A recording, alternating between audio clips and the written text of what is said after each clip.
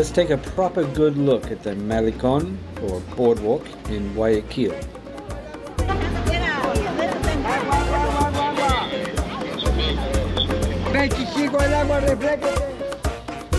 This is the part you've all seen before, the Hemiciclo de la Rotonda. This monument commemorates the historic meeting between South American liberators Simón Bolívar and José de San Martín. When I first saw this, I thought it might have been new, like something they constructed when they built the Malecón. But it's not. This was actually built in 1938, so it's almost 100 years old.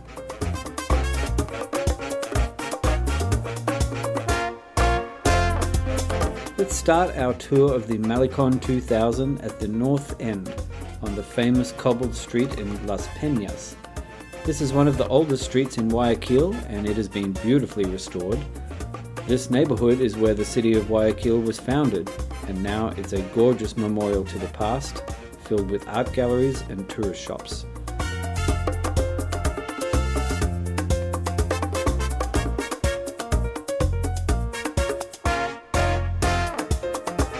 You'll want to spend a little while here admiring the architecture before you head down into the Malecón.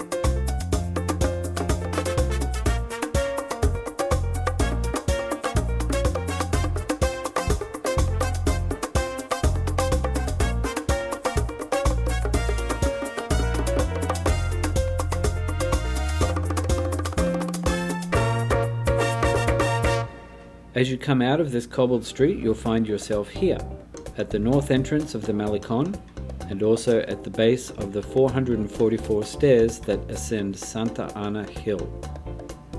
I'll have another video about that soon, so for now we're going to head towards the big wheel. These old cannons displayed at the northern entrance, near Las Peñas, are actually historical artifacts commemorating Guayaquil's efforts to defend itself against pirate attacks during the 17th century.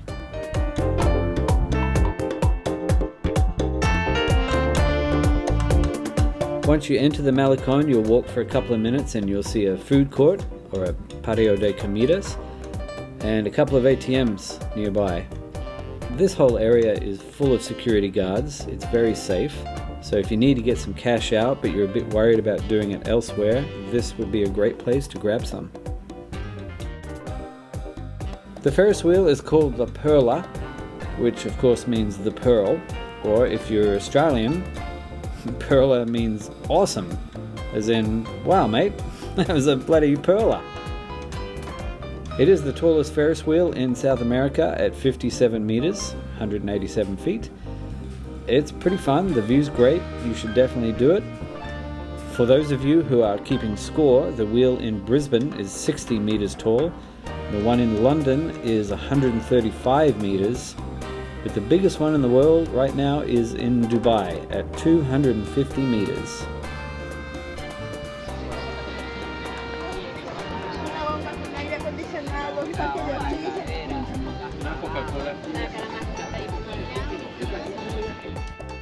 As you head south, you'll start to see lots of small vendors and tents selling all kinds of things, especially on the weekends. It's really busy.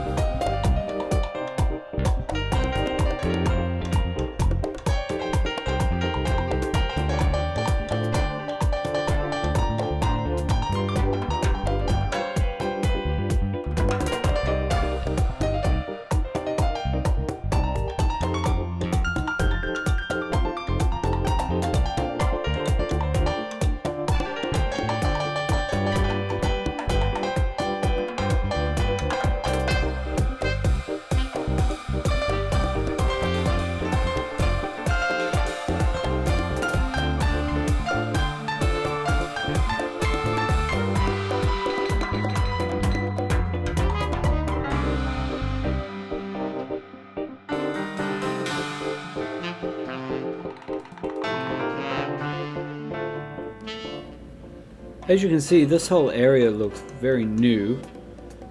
The Malecón, as you see it now, was constructed in the 1990s and it was completed in the year 2000, hence the name. There was an older boardwalk here before this, but as you can see, the city has invested a lot of money and made it what you see now.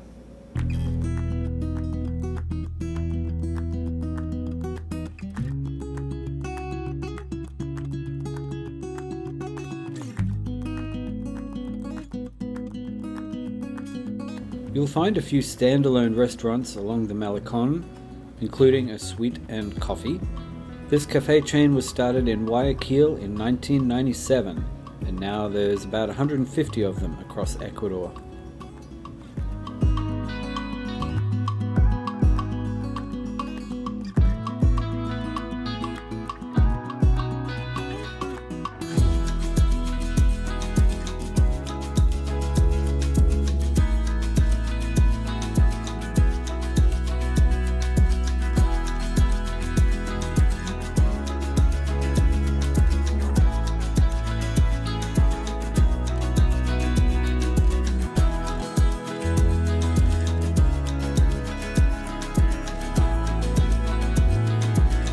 There are two of these lookout towers, or miradors, which are totally worth climbing for the view.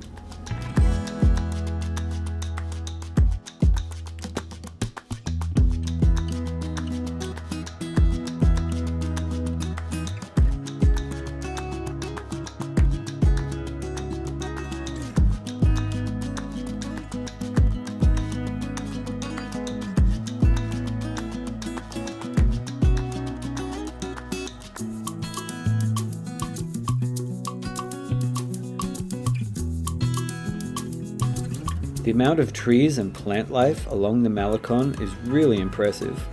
Some of the largest and most majestic trees you'll see today were preserved from the original riverside landscape. Here we see some massive old trees that were saved and built around. There are more than 350 native species of trees and plants on the Malecón. These gardens are more than beautiful, they're functional. They serve as a green lung for the city, improving the air along this busy river corridor.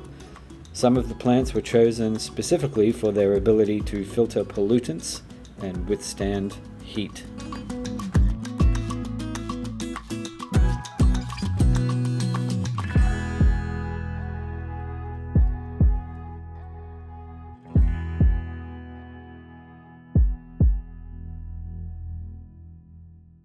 Here we see a replica of an old pirate ship. If you want to, you can actually go on a tour in it.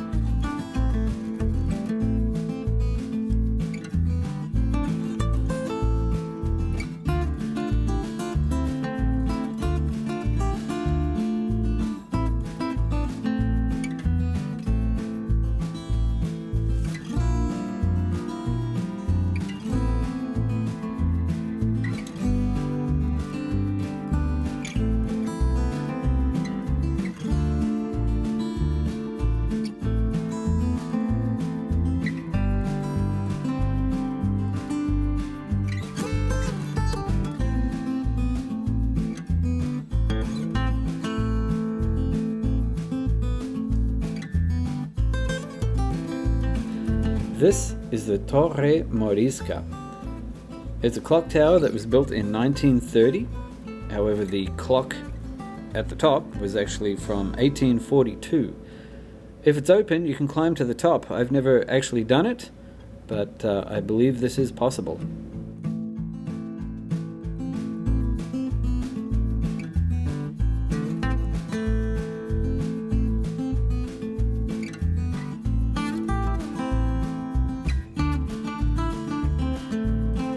This is Juan Pueblo. He's the city mascot.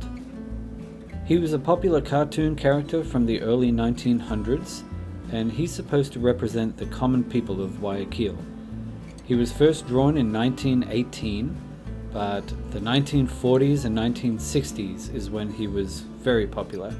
During these decades, Juan Pueblo regularly featured in editorial cartoons, and his image became a powerful symbol of civic commentary, both humorous and critical. He was always drawn wearing old scruffy clothes, and he had a little dog. He was depicted struggling with everyday situations that people of the time would have faced.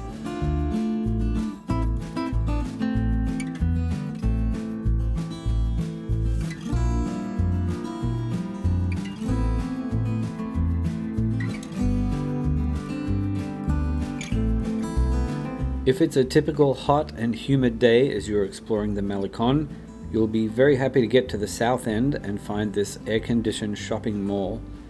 The mall was built as part of the Malecón project, and it is a welcome relief from the brutal heat outside.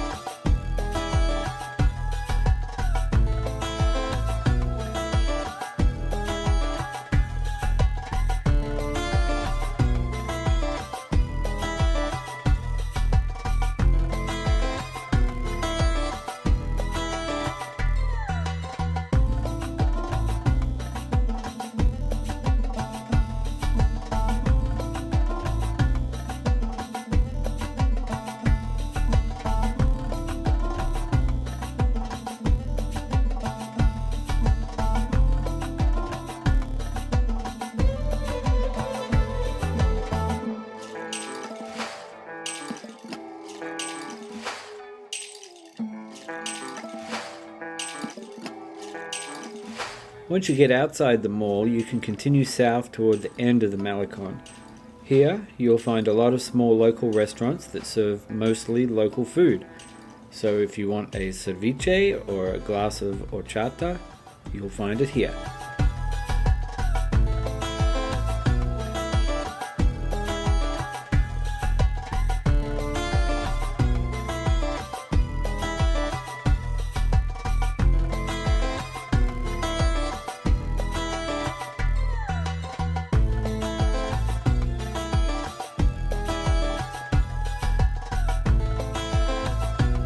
If you go just outside the gates and across the street, you'll see these sculptures. They are of some of the men and women who participated in Guayaquil's Declaration of Independence from Spanish colonial rule. Hey, do you like to read? I write a blog too. It's called Photos from South America. It's about my life here as a single guy living in Ecuador who travels for photography. You can check it out. It's on my website, urbanfilmphotography.com. So while you're there, you can have a look at my photos too. If you would like more information from me about what it's like to live in Ecuador, you can set up a video chat or a phone conversation with me and I can answer all your questions. Don't forget, my cycling videos now have their own YouTube channel. That's over at Single Speed Ecuador. And also don't forget, if you really liked this video, please give me a like. And I mean, if you really like it, you can buy me a coffee. That'd be amazing. Hey, thank you very much for watching. I appreciate it, and I'll see you next time. Righto. Cheers, big ears.